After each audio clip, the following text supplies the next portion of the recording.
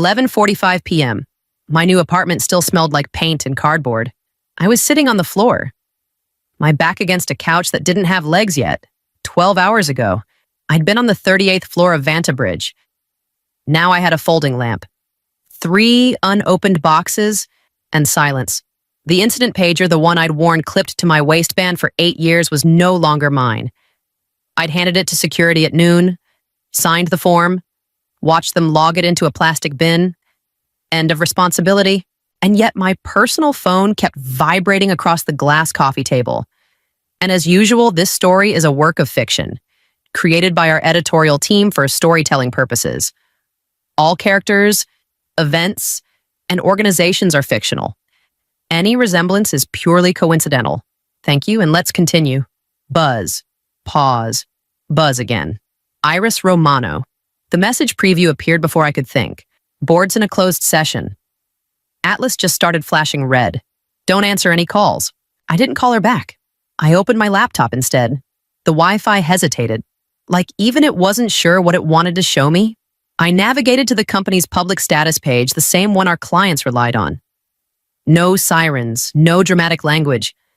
Just a thin yellow banner blinking at the top, service degradation detected. I stared at it longer than I should have.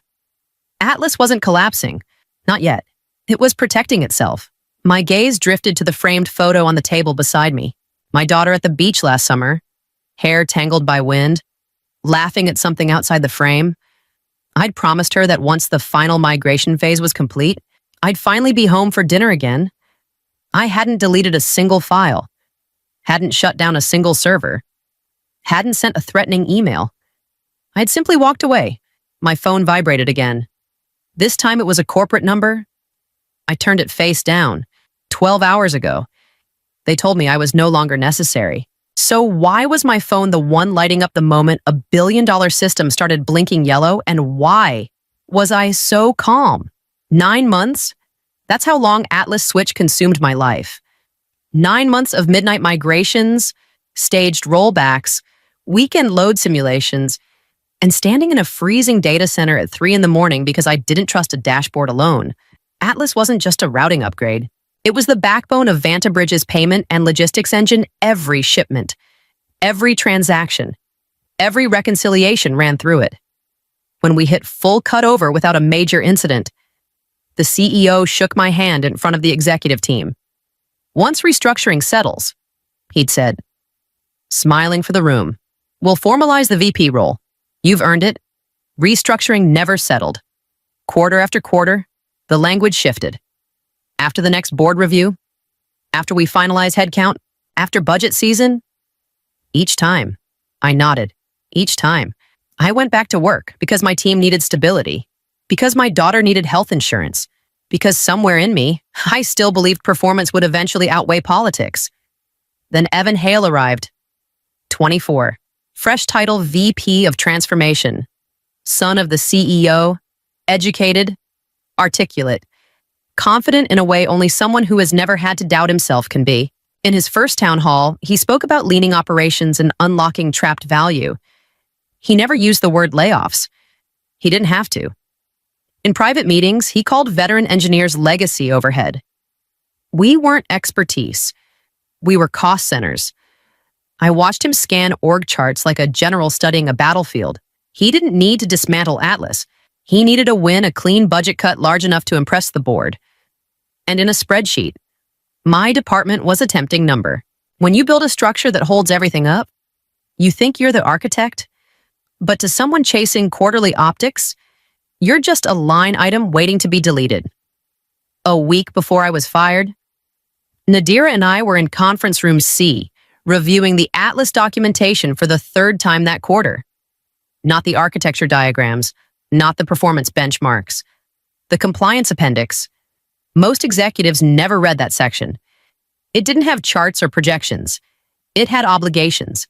Vanta Bridge's largest financial clients required something specific, at least 4 certified operators actively assigned to Atlas at all times. Not on payroll, not available if needed. Actively credentialed, logged, and registered in the system. It wasn't about ego. It was about risk containment. If the number dropped below 4, The system was contractually required to enter restricted operational mode. Restricted mode didn't shut anything down. It didn't trigger alarms or fireworks. It simply reduced processing thresholds, tightened validation filters, and blocked high-risk transactions. It protected data. It slowed revenue. It's basically a legal seatbelt, Nadira said, tapping the page. Exactly. I replied, uncomfortable, but non-negotiable. I drafted an email that afternoon. Subject, certified operator threshold Atlas compliance risk. I outlined the clause. I explained the trigger conditions. I stated clearly that any staffing changes had to be sequenced with credential transfers. I CC'd legal. I CC'd compliance. Evan responded within an hour. One word, noted. No questions, no clarification, no request for a mitigation planning.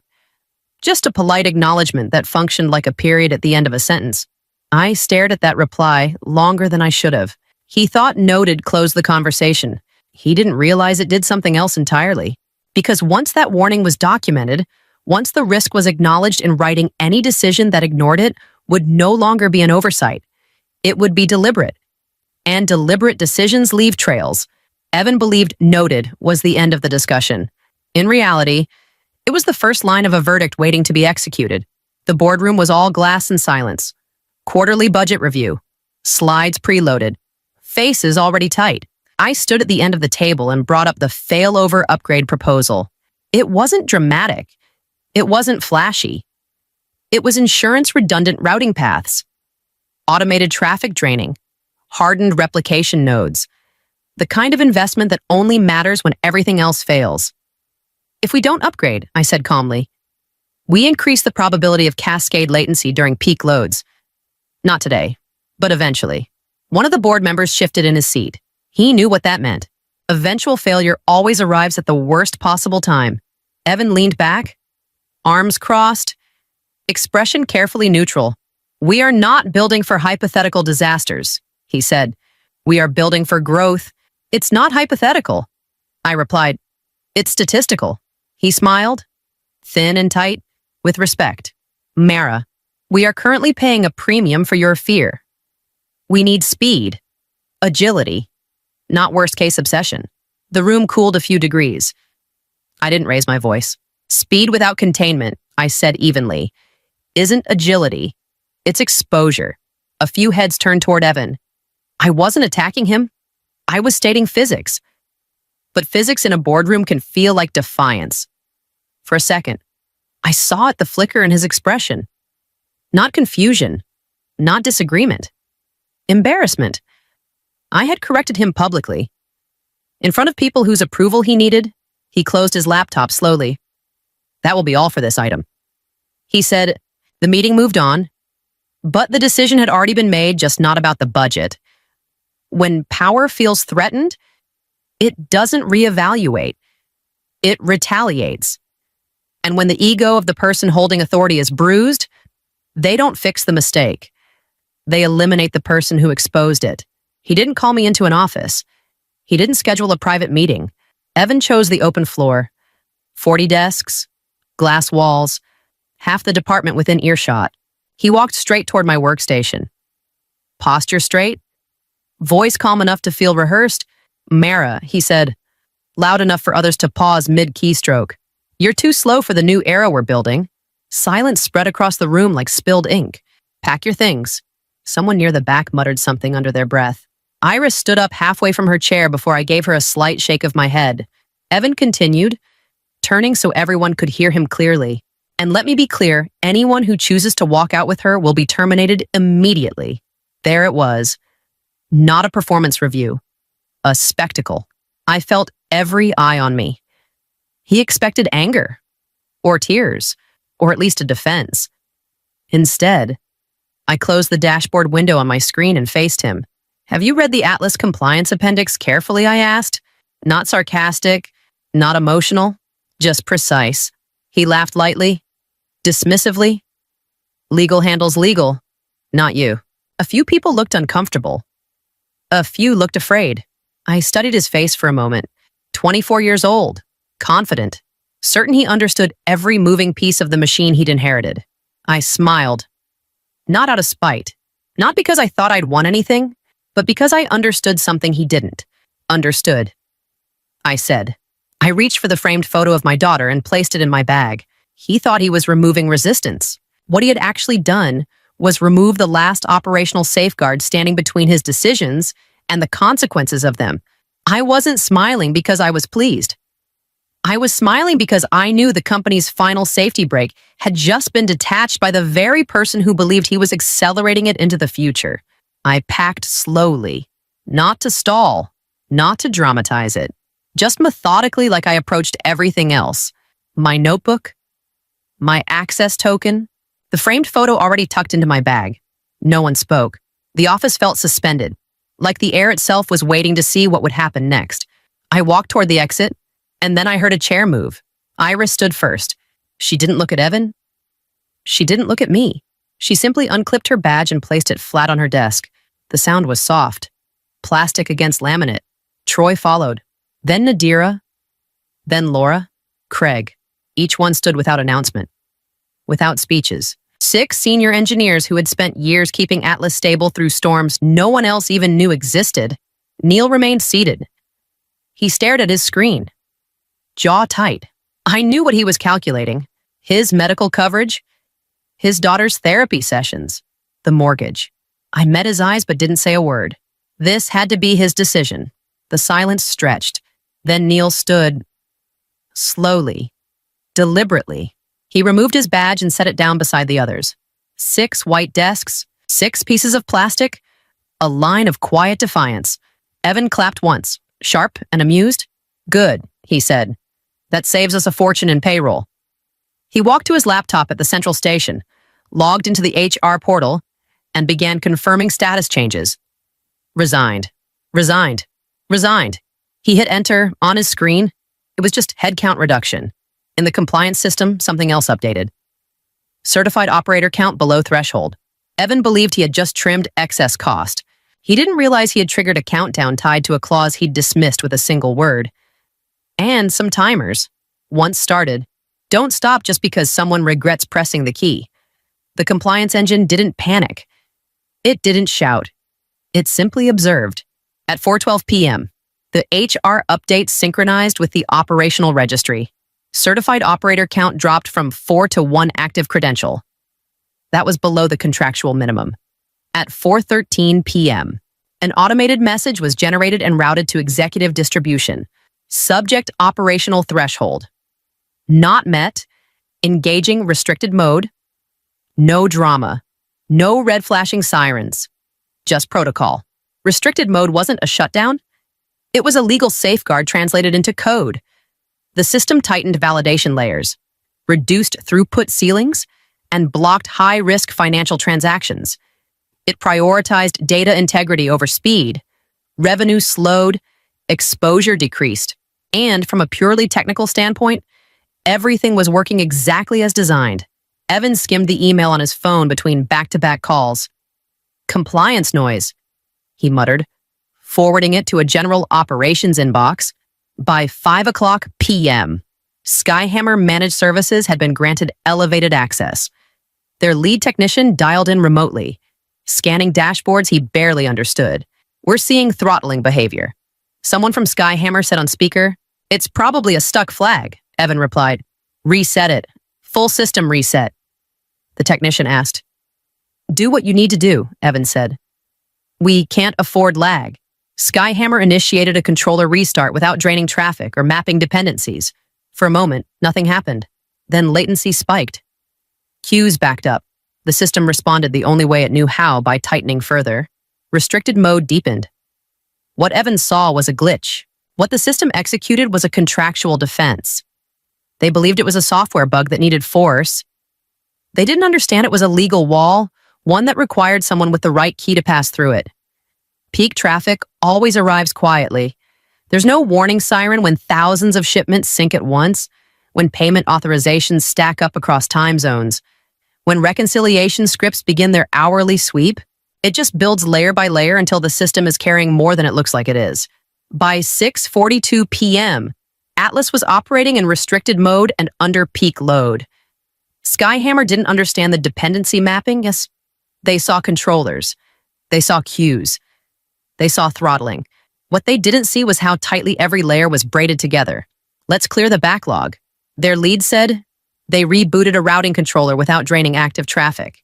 For 3 seconds, nothing obvious happened. Then the first flicker, latency doubled. Retry loops spiked. Transaction queues began to swell. Atlas responded exactly as designed. Protect data first. Secondary nodes isolated. High-risk transactions paused. Cross-region replication slowed to prevent corruption. It wasn't a single explosion. It was structural stress spreading outward. Payment confirmations stalled mid-process. Logistics vendors couldn't reconcile inventory in real time. Financial dashboards froze on half-processed numbers. A few of the largest institutional clients noticed within minutes. One called their account manager. Another called a board member directly. The third skipped layers entirely. Within 10 minutes, the Vantabridge board line was ringing with people who measured loss in 6 figures per minute. Skyhammer dialed into another call. We're seeing unexpected cascade behavior, the technician admitted. We can't stabilize throughput. On the other end, Evan went silent. Money doesn't fear villains. It doesn't fear ambition. It fears uncertainty. And uncertainty had just entered the system. With every stalled authorization and every frozen ledger entry, it was burning through roughly $10,000 per second and climbing. For the first time that evening, Evan understood something was no longer under his control. We were in a small diner 2 blocks from our temporary office when my phone lit up again. Nothing fancy. Fluorescent lights, vinyl booths, grease in the air, 6 exhausted engineers pretending not to watch the news on the muted television above the counter. No one was celebrating. We were just breathing. My phone vibrated. Unknown number. Then another message from Iris. They pushed Evan out of the room. They're calling you. I stepped outside before answering. The night air was cool. The city sounded normal traffic. Laughter. A siren somewhere far away. None of it matched the tension in my chest. I answered on the 3rd ring. Mara. A familiar board member said, voice clipped, stripped of ceremony. We need you to come back immediately. As a matter of responsibility. Responsibility. I almost smiled. With respect, I said evenly. I no longer have any responsibility to Vantabridge. A pause. The system is destabilizing. He pressed. We're losing institutional clients. I'm aware. We expect you to assist in stabilizing Atlas. There it was. Not a request. Not quite an order. Something in between pride and panic. I have a solution. I replied. For the situation you're currently in.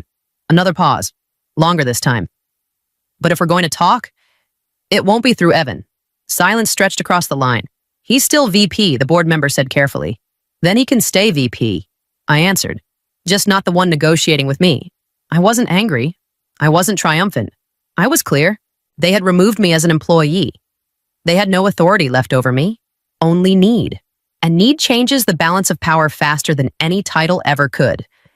Why is it that the people who dismiss you as unnecessary are always the first to call when everything begins to fail? We didn't walk back into Vantabridge like heroes.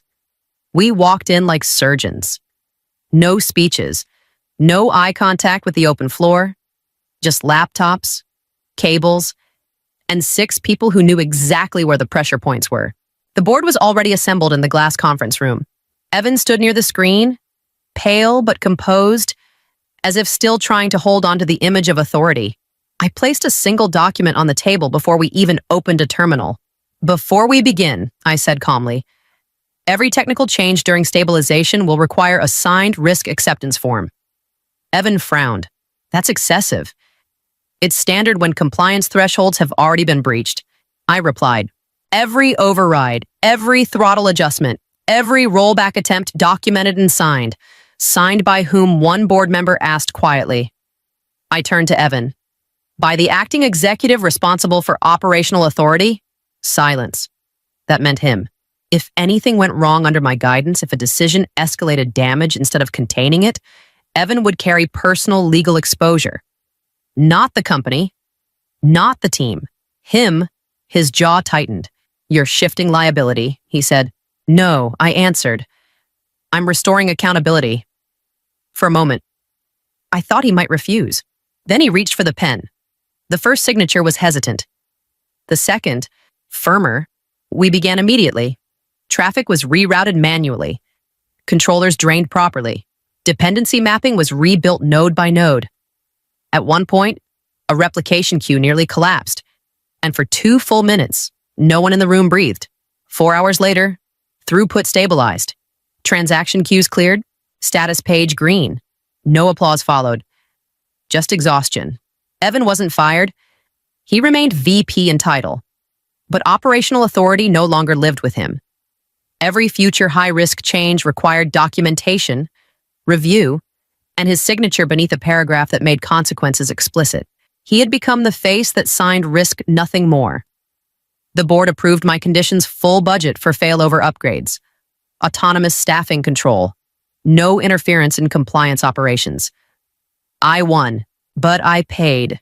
While we were in crisis mode, a private consulting client withdrew an offer I had been negotiating for weeks. Timing concerns.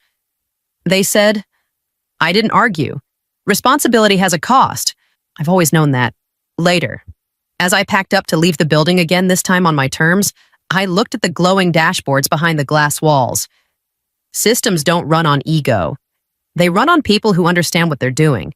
If this story made you stop and think, hit like to support, subscribe for more stories like this, and leave a comment with your perspective. We read everyone. The word landed before I finished my sentence. Not loud, not angry. Just dropped there. Flat and final, like a door clicking shut. Impossible. The CEO didn't raise his voice. He didn't even look annoyed. He leaned back, fingers folded over his stomach, and glanced past me toward the screen as if the slide itself had wasted his time. The room smelled like burnt coffee and that industrial cleaner they used every morning, sharp enough to sting the back of my throat. I kept standing there anyway. Stupid. Maybe. Hope is a stubborn reflex. I had spent months on that plan. Nights, weekends, running numbers after dinner, sketching workflows on scrap paper, watching production logs stack up like warnings nobody wanted to read, automation where we were bleeding labor hours, data tracking where we were guessing, predictive maintenance instead of waiting for machines to fail in the middle of a shift.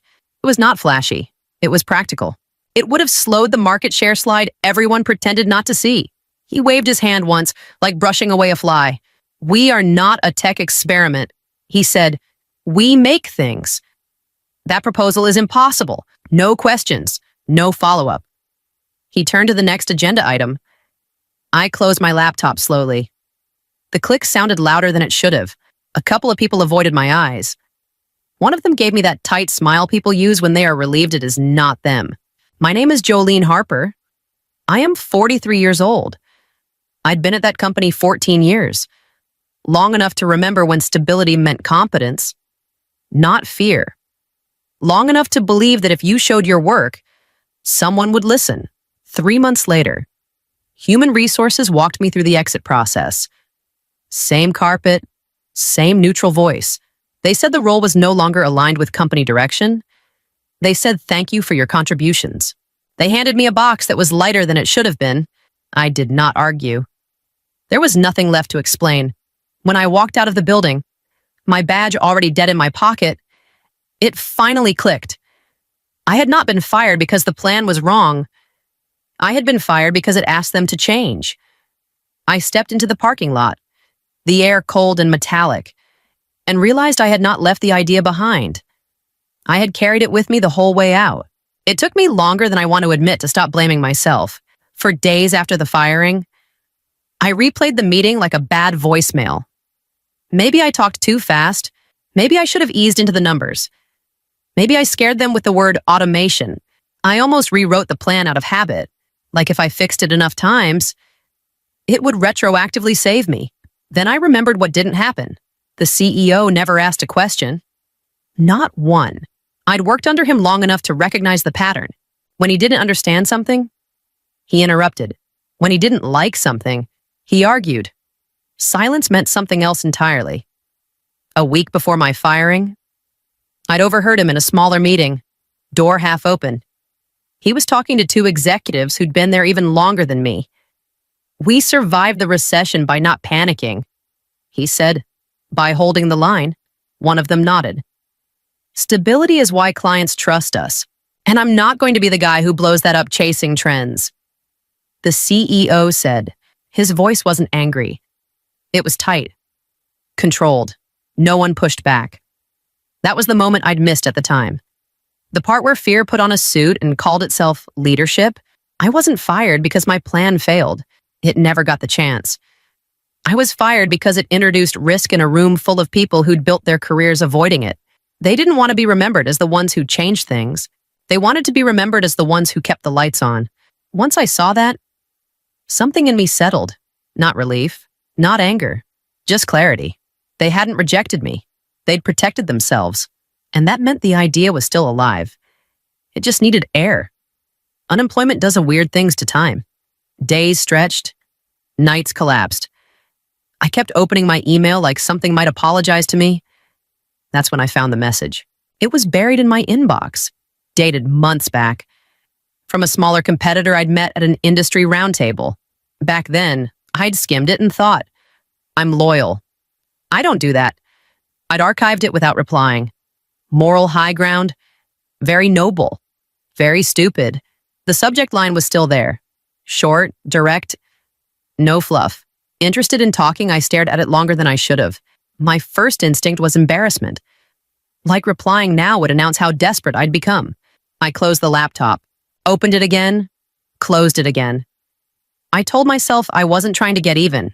That mattered to me, for some reason. I wasn't angry enough for revenge. I was tired. I needed to know if the idea worked anywhere at all. I drafted a reply, deleted it, drafted another, deleted that too. Eventually, I typed, "Hey, still interested in that conversation." I hated how small it sounded. They replied the same afternoon. Absolutely, the email said. "We'd liked how you think. No sales pitch. No pity. Just that." The call was awkward at first. I talked too fast. I over-explained. Old habits. Then their operations lead cut in. "Can you walk us through the part you think saves the most money?" he asked. Not why, not what if. Just how. I talked for 15 minutes straight. No slides, no polish. Just the bones of it. When I stopped, there was a pause, long enough to scare me. Then someone said, "Okay, let's see if we can test this." I didn't celebrate. I didn't smile. I just sat there, heart pounding, realizing I'd done the one thing I'd promised myself I wouldn't let happen. I hadn't let the idea die quietly. Their skepticism didn't feel like a wall. It felt like friction. The useful kind. The first meeting was short. No big table. No rehearsed smiles. Just a few people on a call. Cameras on, notebooks out. "So what breaks first?" one of them asked. Straight out of the gate, I answered honestly. "The timeline. If we rush it, the data's garbage." Another voice jumped in. "What does this cost if it only half works?" I gave them the number.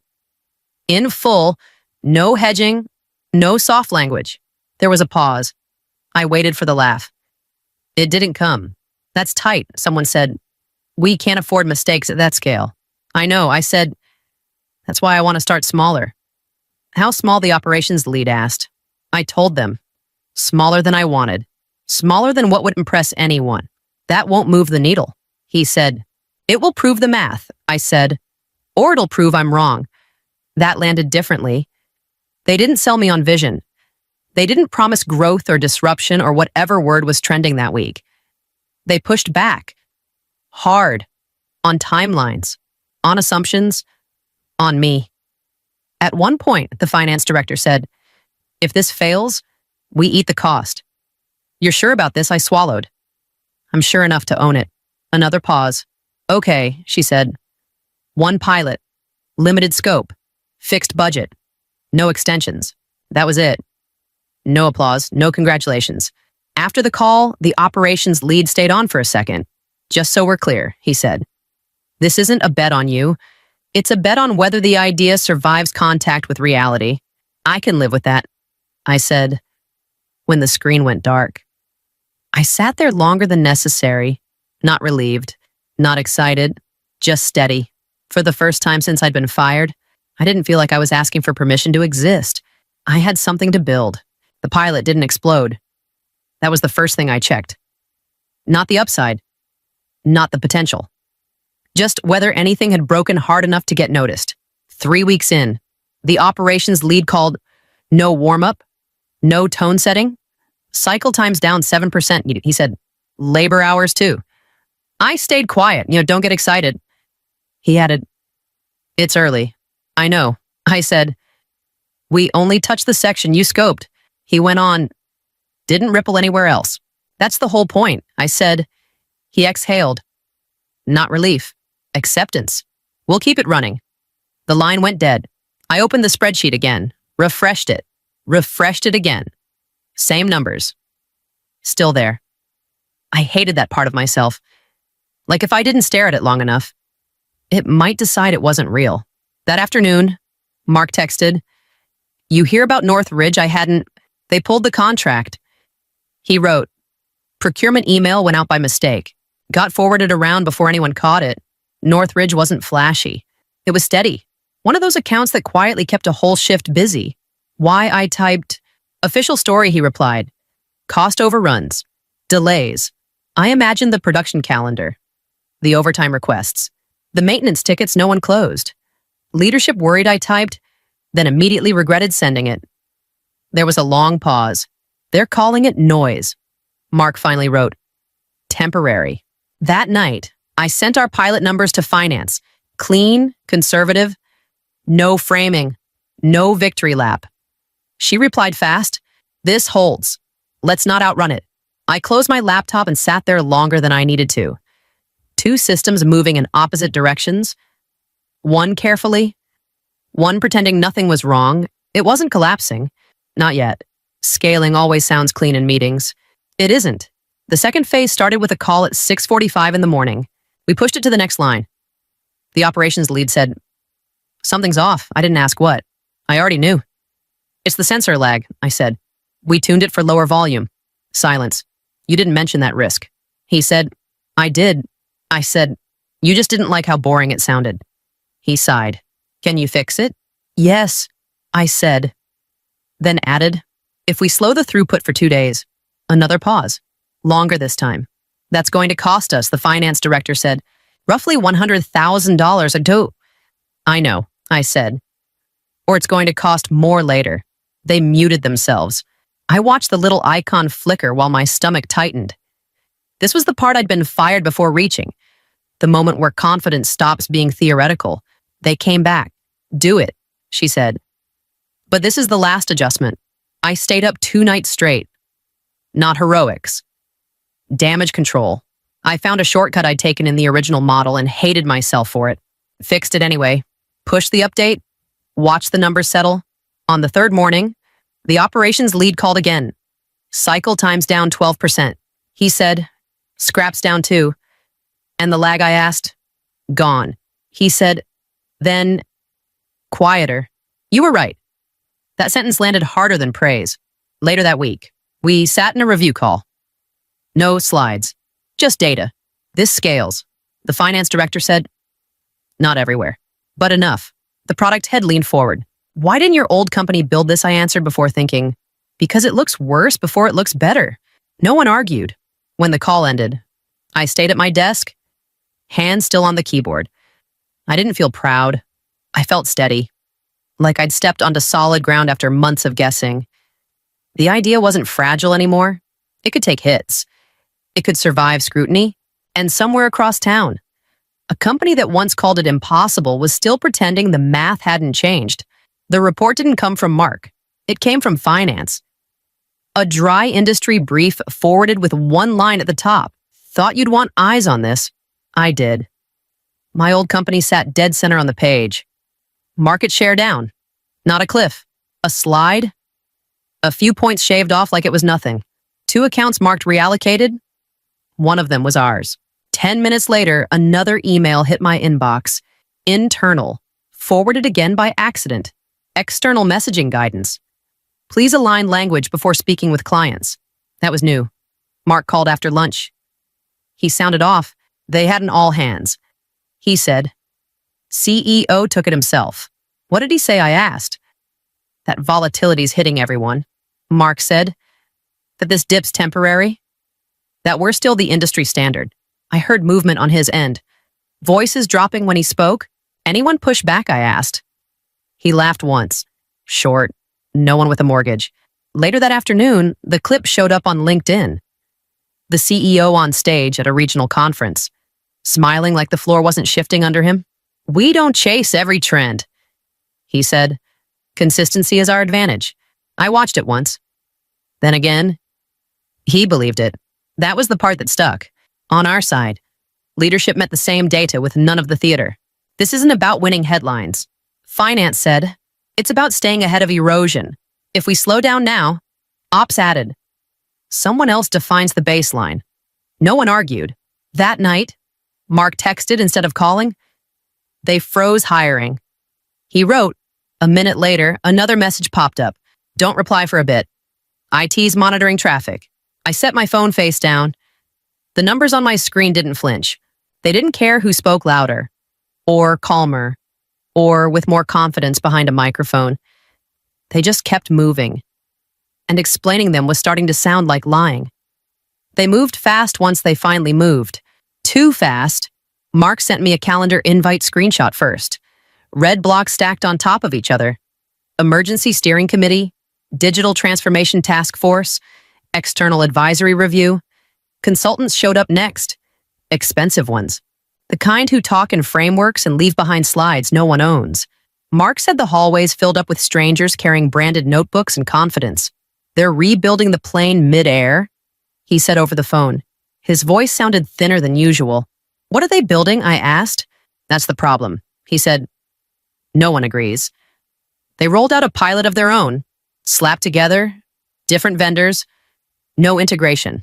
A dashboard that looked impressive in screenshots and fell apart under load. Mark told me about the demo. The CEO kept saying phase 1, he said, over and over. Like that explained why it didn't work. Did anyone mention the gaps? I asked. People tried. He said, they got talked over.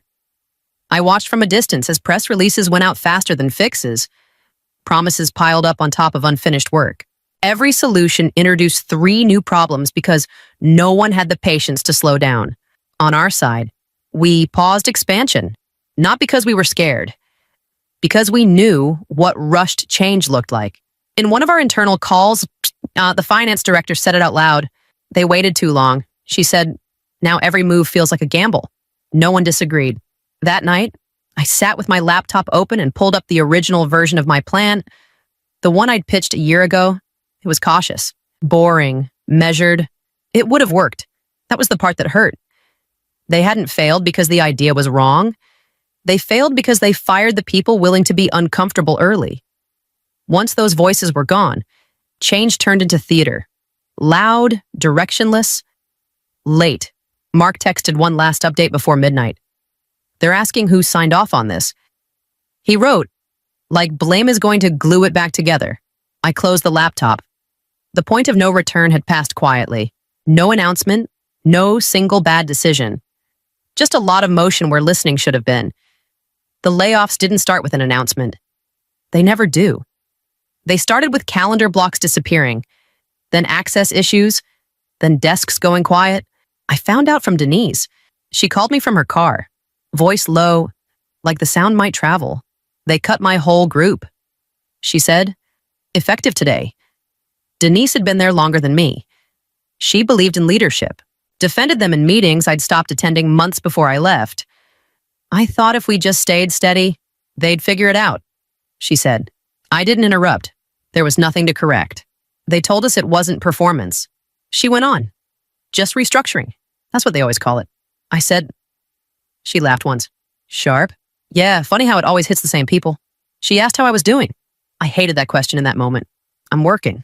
I said, it's going okay. There was a pause. Heavy.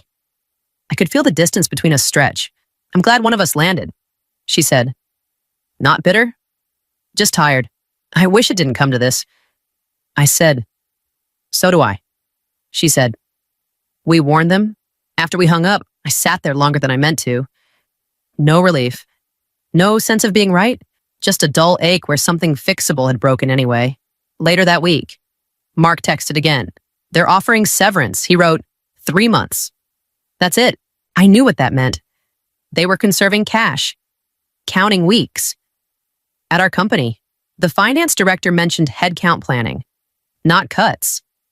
Planning. Different language, different posture. This is what timing buys you, she said. I didn't feel proud. I felt older. This wasn't a scoreboard. These were people, careers, rent payments, kids in college. All the things that never show up in strategy decks. The cost of fear had finally arrived. And it wasn't theoretical anymore. The word bankruptcy never showed up in a press release. It leaked instead. A lender backing out. A line of credit under review. Everyone pretending not to hear the same thing. Mark told me during a quick call. They're running out of time. He said, cash is tight. Vendors want upfront payment now. I didn't say anything. Neither did he. At my new company, the tone was different. Same market, same pressure. But our system was holding, expanding, even. The operations lead said it in a meeting like it was just another data point. This platform is now core. He said, we don't move without it. Core, that word sat heavy. Someone asked if we should expect pushback from competitors. The finance director answered before I could. They had their chance. She said, this is execution. I thought about the CEO. Not angry, not smug, just scared. A man who mistook stillness for safety and paid for it in market share, credibility, and the company he was supposed to protect. Later that night, Denise texted me. She'd found contract work. Not ideal, enough to breathe. Guess you were right. She wrote. I stared at the message. Then typed back, I just didn't want us to wait. That's the part I want people to hear. Waiting feels responsible. It looks calm. It sounds mature in boardrooms. But sometimes it's just fear dressed up as caution. If you're sitting on an idea right now, wondering whether to speak up or stay safe, I won't tell you it ends clean. It doesn't. You lose things either way. But silence has a price. And I've watched what happens when a company decides it's cheaper to pay it later. If this story sounds familiar, say something. Share it. Talk about it. We don't change systems by pretending they don't scare us. The first thing she said to me wasn't, thank you for your work. It wasn't even, this is hard. It was, don't dirty my hands. Yeah, that. My name is Elowyn Price. I am 42 years old. I was sitting in a glass conference room that always smelled faintly like lemon cleaner and burnt coffee. The kind of room where people pretend everything is clean. Clarissa Vaughn sat across from me. CEO, perfect hair, perfect posture. Like she ironed herself every morning. HR was already there. Folder open. They didn't waste time. Organizational restructuring, Clarissa said. Flat, like she was reading the weather. They slid the severance agreement toward me. 12 weeks of pay. Health benefits through the end of the quarter. A broad non-disparagement clause that basically said I couldn't say anything negative about the company, its leadership, or its operations, anything that might harm reputation. I read it twice. I swear my hands didn't even shake. I'm going to activate my meeting notes app. I said, just to log transition instructions. Clarissa waved her hand. Fine. It records voice to text automatically. Timestamps, sends a copy to my archive. I use it all the time for compliance meetings. Nothing secret about it. She kept talking about transition plans like I was already gone. A week ago, I'd filed a sterilization compliance report. Nothing dramatic, just data, just numbers that didn't add up. But we had an investor roadshow coming up, and suddenly I was restructuring. I signed the acknowledgement that I received the offer. Not the agreement itself. That part matters. Then I stood up. I don't even know why. Habit, I guess. I extended my hand. Clarissa looked at it. Actually looked at it like it was something sticky. Don't dirty my hands. HR shifted in her chair. For a second, I felt heat rise up my neck. I wanted to say something smart, something sharp. Instead, I said, you just made a mistake. I don't know why I said that. It just came out. HR jumped in. You'll need to sign the full agreement within 24 hours. Otherwise, the terms may change. May change. That's how they phrase threats. While she was talking, my phone buzzed once in my pocket. Archive sync complete. If this was just restructuring, why the rush? Why the pressure? When I stepped out of that room, I already knew this wasn't about my job. It was about something I'd written down. And I wasn't done reading. I didn't go home after the meeting. I went back to my office, or what was still technically my office, for a few more hours. I pulled my original contract out of the bottom drawer. I always kept a paper copy. People laugh at that, until they don't. 6 years ago. They recruited me right after the company got slapped with an FDA warning letter, production delays, sterilization variants, nothing catastrophic, but enough to scare investors. Back then, it wasn't Clarissa who interviewed me. It was 2 board members and the general counsel. One of them had said, "We need someone who can speak up without fear." I'd replied, then put it in writing. That's how Section 7.3 happened. It gave me the right to report safety concerns internally, direct access to the audit committee, protection from retaliation. And this part mattered. No post-employment agreement could override those rights. I remember the general counsel sliding the red-lined draft across the table. "This is unusual," he said. "So is getting an FDA warning." I answered, "They approved it." Now I read the severance agreement again. The non-disparagement clause was broad. No carve-out for whistleblowing. No mention of statutory protections. Just blanket silence. That's not standard language for a compliance hire. Not in Minneapolis. Not in medical devices. I called Daniel, the in-house lawyer I used to work with on audit reviews. "They're pushing a clean NDA," he asked. "Clean for them." I said, "Not for me." He went quiet for a second. If 7.3 is still in force, that's not just HR paperwork. That's governance. Governance. That word carries weight in a boardroom. I hadn't even left the parking lot when the email came through. Subject line, severance agreement. Action required. I opened it sitting in my car, hand still on the steering wheel. You are required to execute the agreement within 24 hours.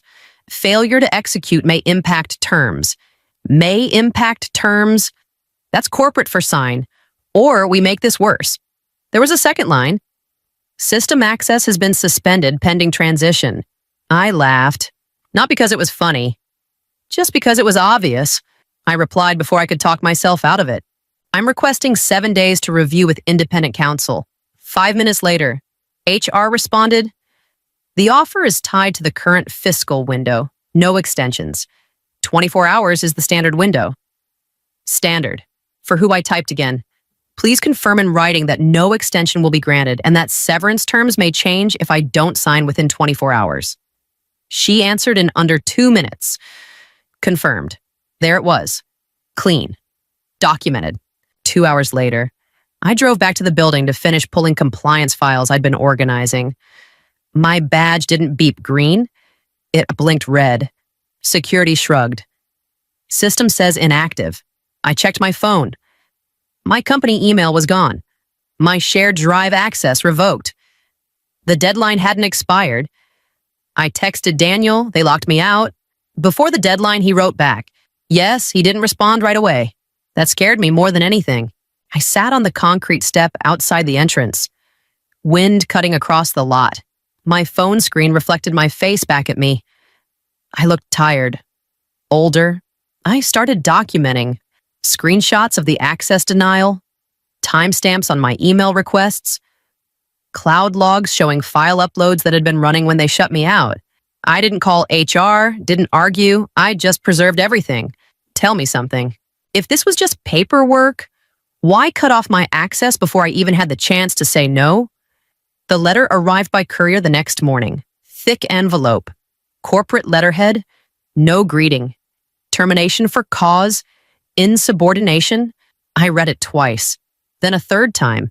They accused me of data exfiltration, claiming my final cloud uploads were an attempt to steal proprietary IP, rather than a legitimate transition of files, and that I refused to cooperate. The letter stated, I opened my laptop. Upload logs still showed active transfers when my access was cut. Email chain showed I had sent credentials to the operations lead. Timestamps didn't lie. I replied in one line. Please confirm date of disciplinary hearing under Section 14.1 of my employment agreement. That section requires documentation. A hearing? An opportunity to respond? No answer. Instead, a second email. This one from corporate legal. Reminder of your continuing confidentiality obligations. Unauthorized disclosure may result in legal action. There it was. Not about transition, not about attitude, about silence. I called Daniel. They escalated. I said, "Takas," he asked. "Yes," he exhaled slowly. "That's aggressive. My files were uploading when they locked me out. I know. You think they'll sue me. Only if they think you'll back down." I hung up and stared at the kitchen table. The wood smelled faintly like old coffee. My mortgage payment was due in 3 weeks. My dad's assisted care wasn't cheap.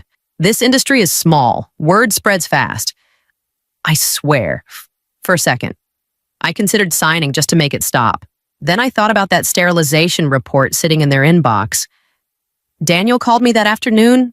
His voice sounded different, lower, filled with the anxiety of a man caught between his conscience and his paycheck. Legal reviewed everything. He said, and I asked, no performance improvement plan, no misconduct record, no disciplinary hearing. And they revoked your access before the deadline even expired. I know. Section 7.3 is still valid. That's not just standard HR language. That's board-approved governance. So they'll fix it, I asked. I almost hated how hopeful I sounded. They recommended settling under your original severance terms. But Clarissa overrode the recommendation. In writing, I leaned back in my chair. The radiator near the window clicked and hissed. Why, I said. Daniel didn't answer right away.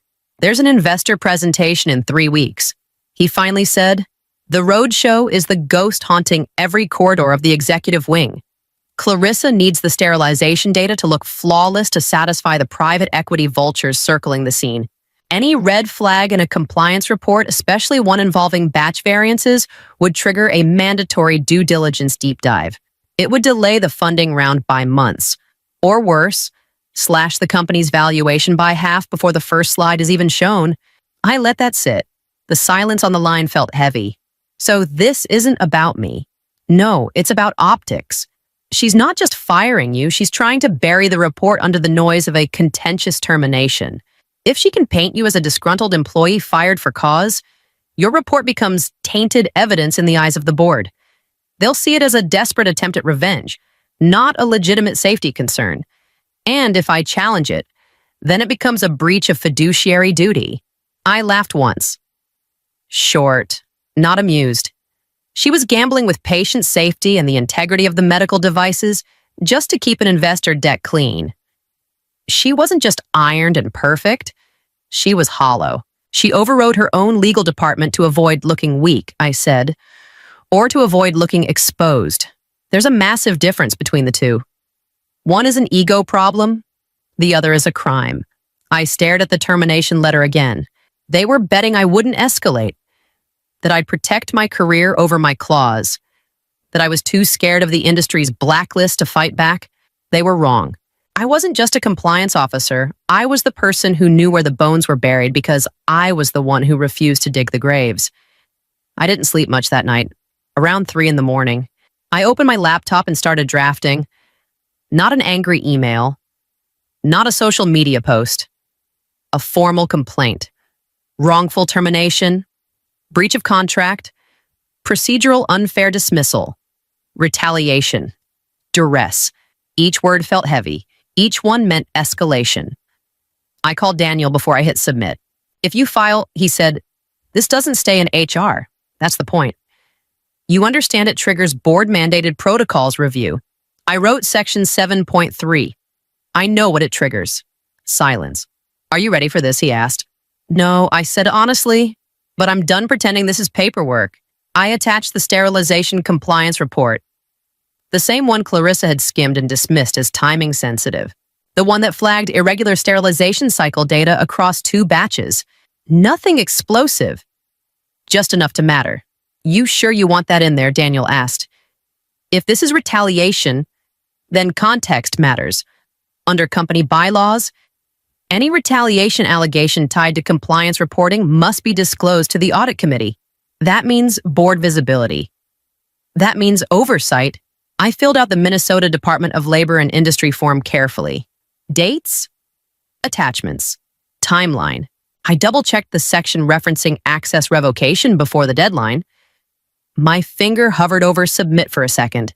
This wasn't just about 12 weeks of severance. It was about whether internal controls rules meant anything when tested.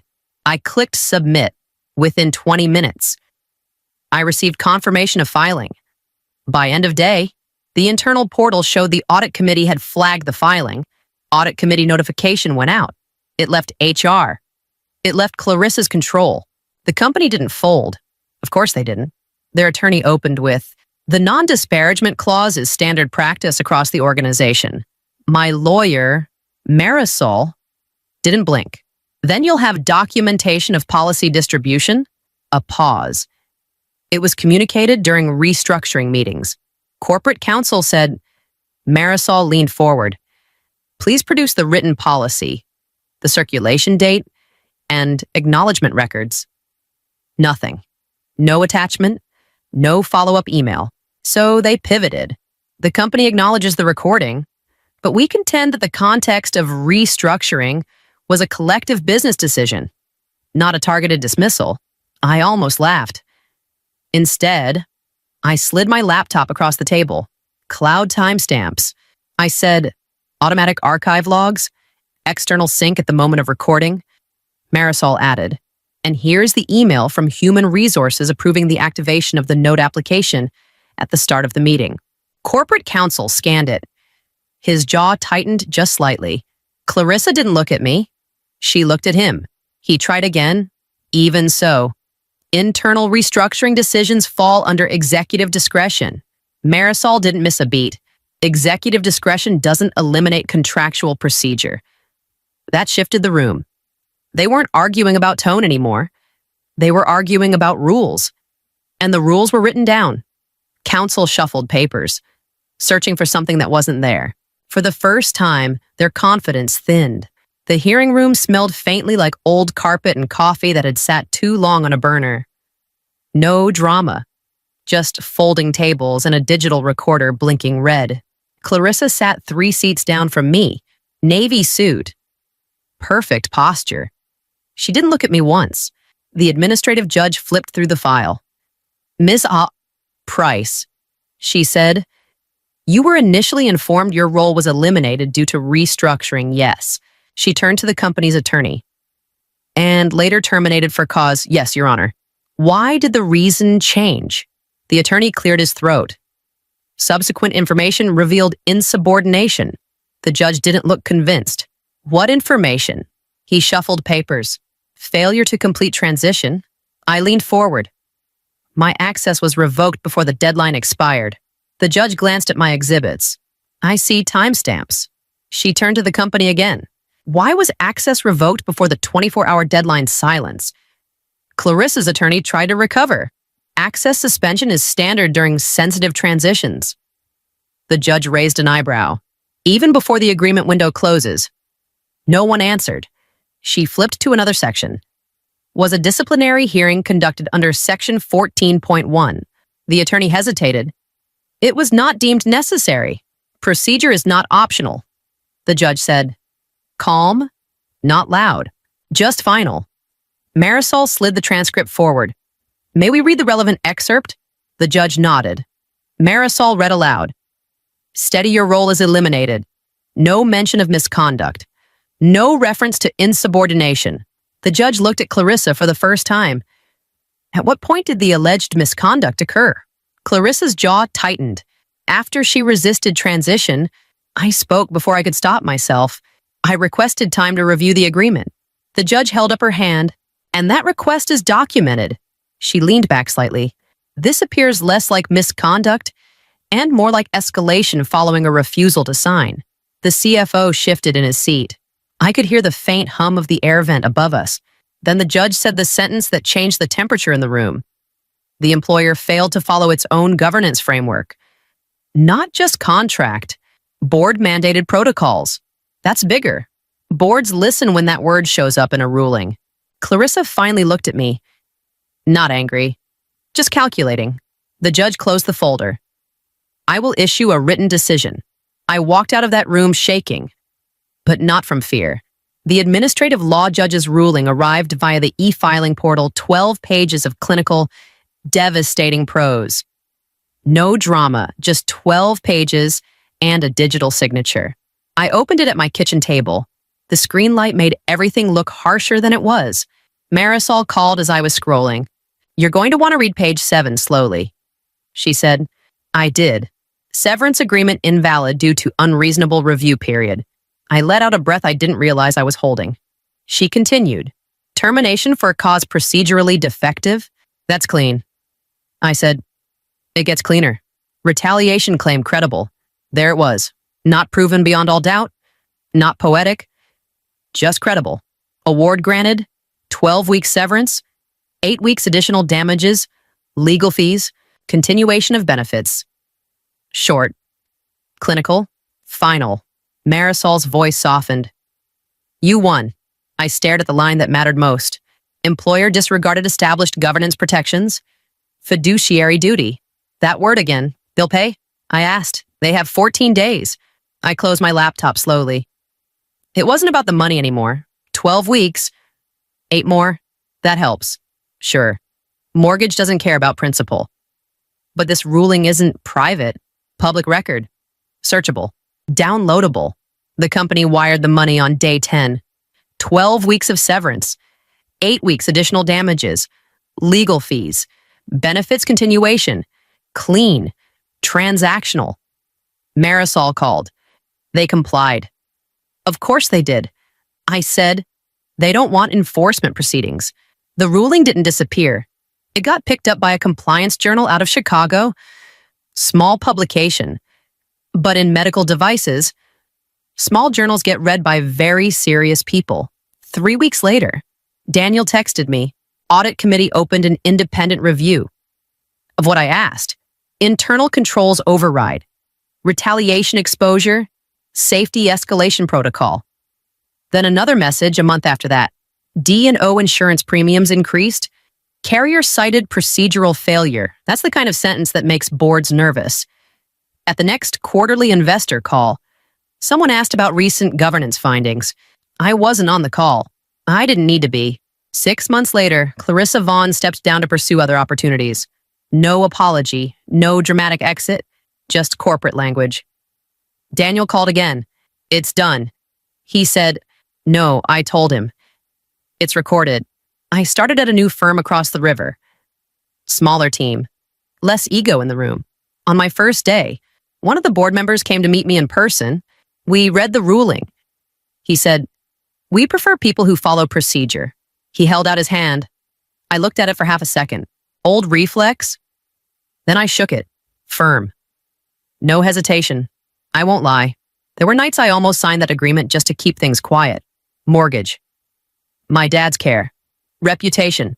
It would have been easier. But here's what I learned. And you can take it or leave it. Write things down. Insist on clauses. Keep records. Don't rely on tone or goodwill when power shifts. Paper survives longer than pride. If you ever find yourself in a room where someone tells you not to dirty their hands, remember, this dignity doesn't make noise. It documents. She believed power lived in a gesture, but it lived in a clause she chose to ignore. And honestly, if you've ever had to choose between comfort and principle, I'd like to hear how you handled it.